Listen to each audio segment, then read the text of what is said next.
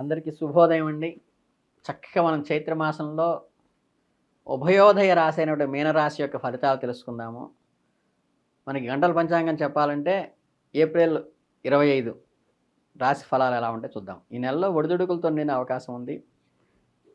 అలాగే సూర్యుడు, బుధుడు, శుక్రుడు, శని, రాహువులు 5 గ్రహాలు, పంచగ్రహాలు కూడా మీ రాశిలో ఏర్పడుతున్నాయి.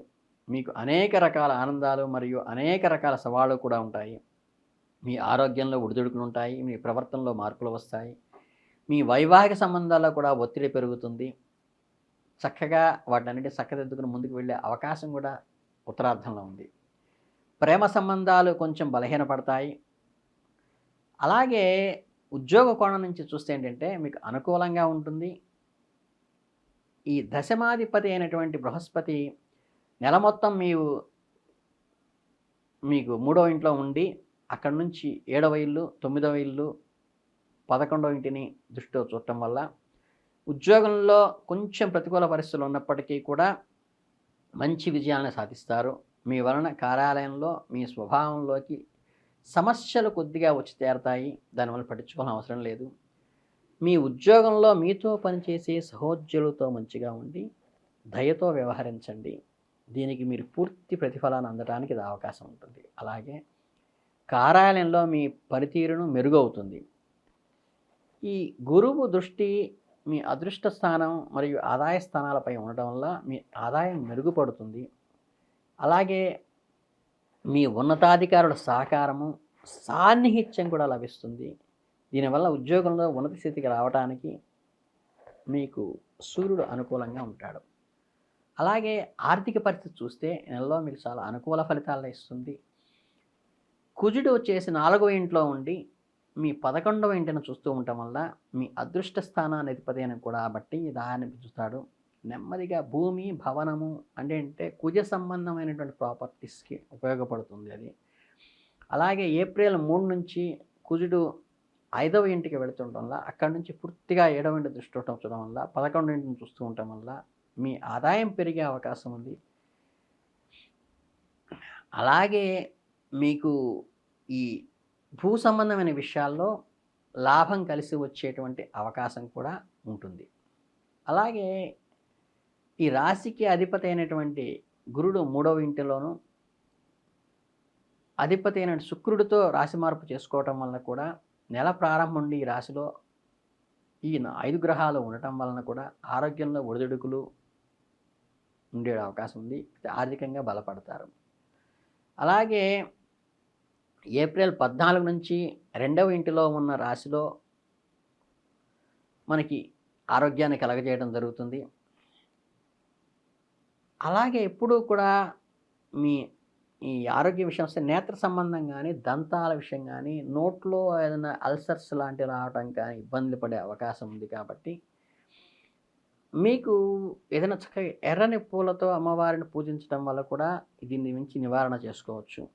అలాగే ఏప్రిల్ 3 నుంచి కుజుడు 5వ ఇంటిలో ప్రవేశిస్తాడు కనుక మీకు ప్రియమైన వ్యక్తుల మధ్య పదే అహంకారాలు తలెత్తడం వల్ల మీకు ఇబ్బందులు కలిగే అవకాశం కూడా ఉంది. కాబట్టి మీరు ఎక్కడా కూడా ఈ కోరల్స్కి కాంటెన్షనల్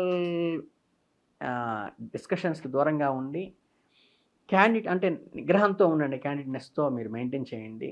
అలాగే మీకు ఎప్పుడు కూడా ఈ మాట పోకపోవటమే మీకు మంచి అనుకూలం. అలాగే వివాహమైన వాళ్ళకి చూస్తే ఏంటంటే భాగస్వామితో చిన్న సమస్యలు వచ్చినా ఒక్కొక్కరు ఒక్కోలాగా అర్థం చేసుకుంటారు. కాబట్టి ఓపికగా ఉండి జీవితాంతం మీకు తోడు ఉండే వ్యక్తితో మీరు అనుకూలంగా ఉండటం మంచిది.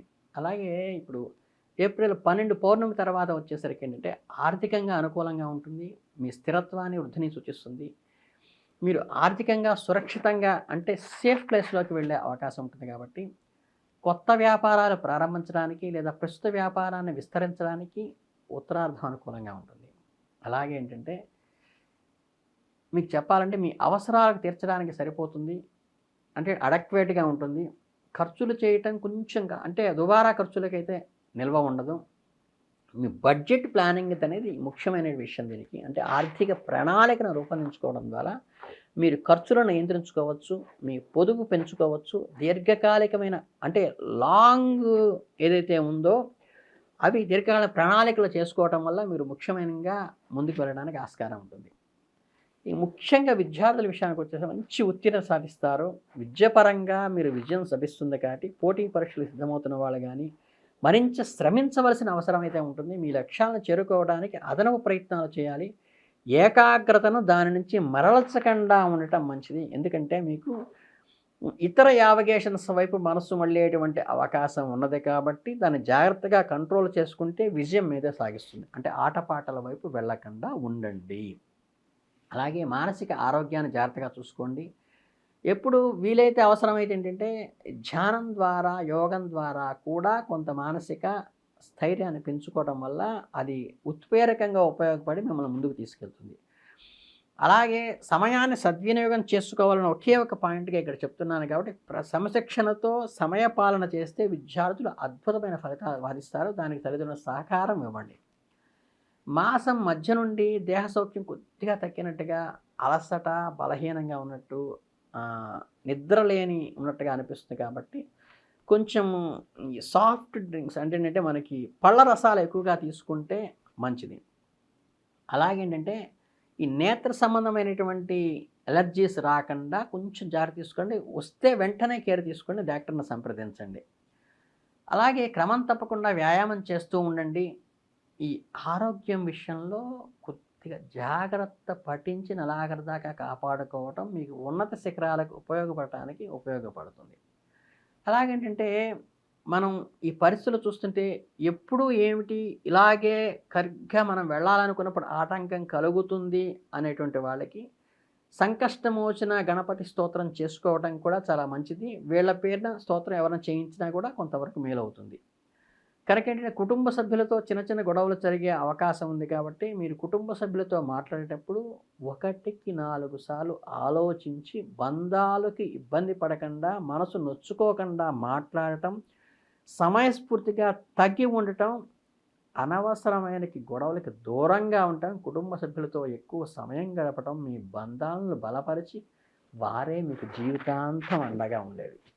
కనుక ఏంటంటే అలాగే మీరు మీ ఉద్యోగంలో మార్పుల కోసం ప్రయత్నించడం వల్ల కానీ, వృత్తి ఉద్యోగాల్లో ఏదన్నా కొత్త వ్యాపారాన్ని కానీ, కొత్త వెంచర్ని కానీ తీసుకోవడం కూడా ఉంచేటప్పుడు ఏంటంటే పైవారితో అందులో ఎక్స్పర్ట్స్తో సలహా తీసుకొని ఆ పనిలో మీ కొలీగ్స్ అంటే సహోద్యోగులతో కానీ, అధికారులు కానీ అండ తీసుకుని వెళ్ళండి. వారి ప్రశంసలు కూడా మీకు అనుకూలం అవుతాయి.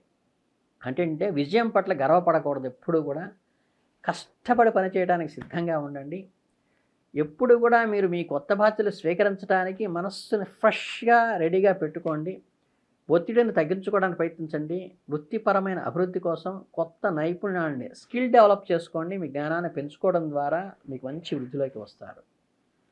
కొద్దిగా ప్రయాణాల్లో అయితే ఇబ్బంది ఉంటుంది.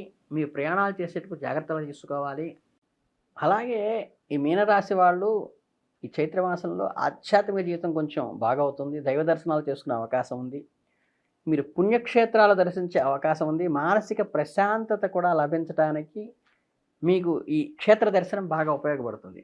కనుకనంటే చెప్పాలంటే ఈ చైత్రమాసం అంతా కూడా మీనరాశి వాళ్ళకి మంచి శుభ ఫలితాలు, అనుకూలమైనటువంటి ఫలితాలు ఇస్తాయి. అలాగే సూర్య ఆరాధన చేయటం వల్ల కానీ, సూర్యునికి అర్ఘ్యం ఇవ్వటం కానీ సూర్యోదయం సమయంలో కూర్చొని, అలాగే పశుపక్షాదులకు నీళ్ళు ఇవ్వటం కూడా చాలా మంచి అనుకూలమైనటువంటి వాతావరణాన్ని కలిగిస్తుంది. మీకు తృప్తిని, ఆనందాన్ని కలిగించేటువంటి రాశి ఇప్పుడు మీకు జరుగుతోంది కాబట్టి ఈ చైత్రమాసం అంతా కూడా మీరు ఈ మీనరాశి వాళ్ళు ముఖ్యంగా చేయవలసింది ఏంటంటే దైవారాధనకి ఎక్కువ సమయాన్ని కేటాయించండి. విద్యార్థుల విషయానికి వచ్చినట్లయితే ఏంటంటే ఏకాగ్రత చెడకుండా జాగ్రత్తగా మన ఎయిమ్ని దాటిపోకుండా చూసుకోండి. మన మనస్సుని దాని మీదే కేంద్రీకరించండి.